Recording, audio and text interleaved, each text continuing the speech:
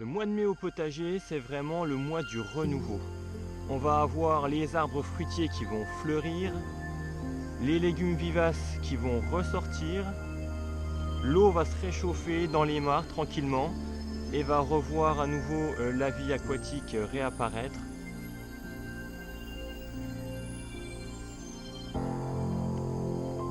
Le mois de mai, c'est aussi la transition entre la serre et le potager.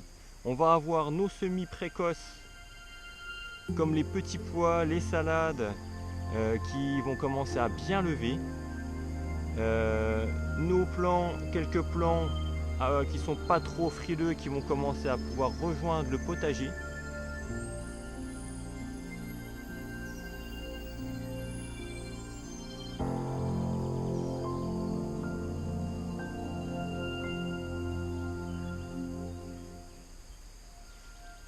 Le mois de mai, c'est aussi une transition entre la serre et le potager.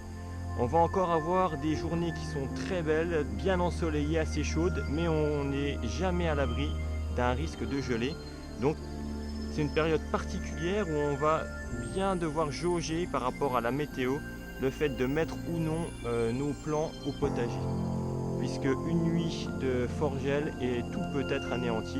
Donc il va falloir encore réussir à prendre sur soi, pas tout mettre au potager, notamment les légumes qui aiment vraiment la chaleur comme les tomates, les aubergines, les poivrons. Et certains autres pieds vont pouvoir eux être mis directement en pleine terre, comme les choux, les épinards, les blettes, les laitues, entre autres. D'avril, fin mars, début avril et encore mi-avril, on avait planté nos pommes de terre précoces pour avoir des récoltes à partir du début du mois de juillet, puis pendant tout l'été. Et bien là, en ce mois de mai et à peu près jusqu'au 10 mai, hein, en général on dit qu'on plante les pommes de terre lorsque les lilas sont en fleurs. Donc ça correspond à peu près chez moi au début du mois de mai. Hein, ça dépend des années, mais globalement c'est à peu près ça. Et là, on va planter nos pommes de terre de conservation. Donc les variétés, c'est la variété Prospère et la variété Désirée que j'ai chez moi. La deuxième, je la connais très bien, je la fais depuis plusieurs années et c'est une pomme de terre qui se garde très bien jusqu'au mois de mai. Donc là, il n'y a pas de souci. Et donc la variété Prospère, c'est une nouvelle variété que je vais essayer cette année qui a l'air pas mal sur le papier. Et ben, je vous en dirai plus à la fin de la saison. Voir au niveau rendement, puis niveau conservation, ce que ça va donner. Je vous ai montré au mois d'avril, donc ces pommes de terre, je les avais plantées de façon classique, c'est-à-dire en rang, butées. Et ben là sur les pommes de terre que je vais mettre ce mois-ci, elles seront juste donc mises en terre et recouvertes successivement de différentes couches de paille au fur et à mesure de la pousse de la pomme de terre. Donc bien sûr on va pas les pailler avant on va dire une hauteur de 15 cm à peu près, hein. Et puis d'autant plus que là le sol est très très sec, hein, chez moi. Donc je vais attendre qu'il y ait quand même quelques bonnes pluies pour pouvoir pailler. Parce que là si je paille sur un sol hyper sec, ça risque d'être problématique. Je vais devoir arroser et c'est pas forcément ce qui me préoccupe en ce moment. Donc nos pommes de terre sont disposées de cette façon là. Donc on va avoir les pommes de terre qui vont être devant. D'accord, exposées vraiment plein sud et derrière, donc exposées au nord, une culture plus haute, les maïs. Donc le fait de mettre les cultures plus basses au sud et plus hautes au nord permet de cultiver sur plusieurs étages et l'ombre des maïs ne va pas gêner la culture des pommes de terre. Par contre, l'ombre des maïs va créer une petite ombre derrière pour garder au frais donc les pieds des framboisiers et des kiwis qui vont pousser là une fois que la végétation va bien avoir repris. Donc ça sera une ombre légère et surtout au niveau du sol, pas trop sur le feuillage.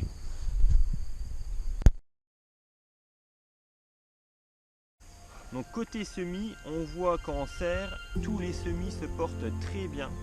Les tomates ont très bien poussé. On a eu cette année un ensoleillement extraordinaire avec des températures entre 20 et 25 degrés, ce qui est l'idéal. Donc du coup en serre, ça monte entre 25, 26, 27 si elle est bien aérée. Donc pas trop chaud, pas froid du tout. Donc vraiment la croissance des tomates, des aubergines et de tous les légumes qui aiment la chaleur et le soleil Ils se sont régalés, ils ont poussé vraiment super bien, beaucoup mieux que l'année dernière. Alors on voit même que certains pieds de tomates commencent à avoir bien faim et qu'il est grand temps de les mettre au potager.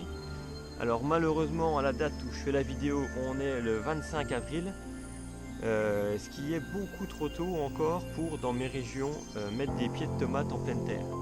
Alors ça c'est on va dire les tendances normales, c'est-à-dire que je ne plante pas de pieds de tomates ou d'aubergines ou de poivrons, enfin les pieds qui sont sensibles au froid, avant la fin des seins de glace. Mais là, exceptionnellement, je vais quand même prendre un petit peu de risque et je vais mettre en terre quelques pieds de tomates. On va en mettre une douzaine à peu près. De toute façon, j'avais prévu de la marge, hein. J'ai une soixantaine de pieds de tomates, ce qui est beaucoup trop pour moi et donc je prévois toujours beaucoup plus au cas où que j'ai des déconvenus. Donc on va mettre quelques pieds de tomates. Alors je vous explique pourquoi. J'ai tout simplement regardé la météo à 12 jours, 14 jours même en avance. Et il n'annonce aucune nuit en dessous de 8-9 degrés. Donc ce qui pourrait largement convenir pour nos pieds de tomates. Alors même si des fois la météo n'est pas très précise, ils peuvent toujours se tromper. En général, côté température, il n'y a jamais de grosses surprises. Alors qu'il y ait du soleil, des nuages, du vent, du machin, ça c'est pas très important. C'est vraiment les températures qu'il faut surveiller.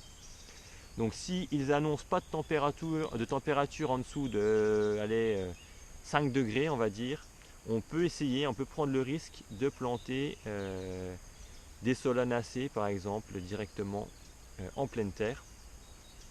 Et donc c'est ce que je vais faire cette année. Puisque deuxième facteur quand je regarde la météo, c'est que même si je vois pas plus loin pour le moment que le 7 mai, je vois que les vents dominants sont du sud-ouest. Donc qui dit vent de sud-ouest dit peu de chances d'une diminution des températures. Au pire, il y aura un peu plus d'humidité, mais les températures devraient se maintenir. Alors si j'avais vu jusqu'au 7 mai par exemple des températures à 8 degrés, mais avec un vent qui commence à aller du nord ou du nord-est, là j'aurais pas pris le risque, parce que là c'est en général le début d'un refroidissement des températures. Donc voilà, soyez vraiment branchés météo en cette début mai, ça peut vous donner pas mal d'indications. Alors pour ma part, hein, dans la serre, on va procéder au rempotage. Donc c'est-à-dire l'opération de rempoter, c'est mettre dans des pots plus gros mes choux. On va mettre également le fenouil et enfin les tournesols qui sont juste là. Donc comme on est encore trop tôt dans la saison, c'est vrai que le soleil des derniers jours, enfin carrément du dernier mois, les a fait pousser comme des fusées. Ils sont quasiment bons à être mis au potager, mais bon là par contre ils sont encore un petit peu petits et puis bon on va pas non plus tout prendre des risques à tous les niveaux. Donc on va les faire patienter dans des petits pots de 7 cm comme on peut le voir là. Et puis on va les garder en serre encore, on va dire une petite quinzaine de jours.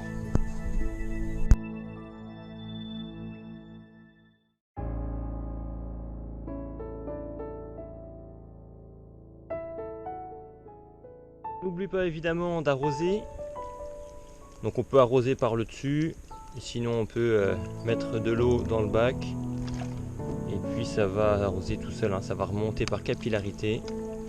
Et on n'oublie pas de placer ce bac à l'ombre, le temps de la première journée que ça reprenne correctement.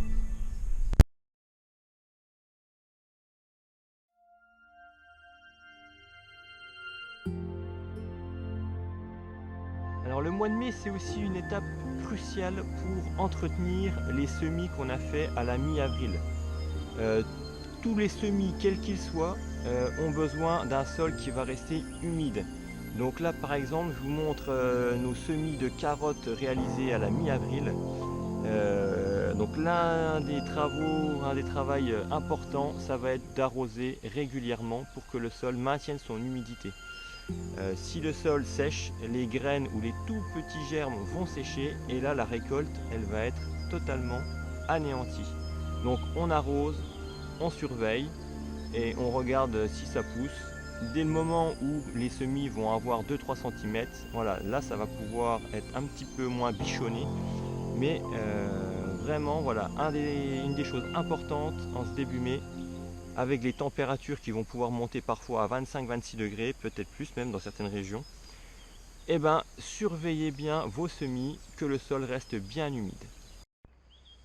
Alors donc pour cette première quinzaine de mai, on voit que dans ma région, on n'a encore pas pu se faire vraiment des repas consistants grâce au potager. À part quelques laitues, quelques récoltes de radis, de feuilles d'épinards ou de blettes. Voilà, on n'a encore pas de quoi se faire vraiment un repas consistant. Bon, si ce n'est grâce à nos généreuses poulettes, on va pouvoir compléter avec des œufs ou des choses comme ça. Bon, on n'a encore pas de quoi se faire un festin au potager, mais on est en train de mettre toutes les chances de notre côté pour des futures récoltes hyper abondantes. Vous voyez que cette première quinzaine de mai, c'est vraiment une étape cruciale. On ose, on n'ose pas, ça dépendra de la météo. Cette année, ça a l'air vraiment d'être une année où on peut oser. Donc allez-y, continuez à semer, continuez à planter, à repiquer. Et puis voilà, éclatez-vous au potager. La semaine prochaine, on s'attellera au nouveau poulailler. On regardera comment on a refait toute l'organisation du poulailler pour accueillir au mieux nos nouveaux poussins de l'année et nos prochains petits dindonneaux. Alors on voit ça la semaine prochaine. À très bientôt. Ciao, bye bye.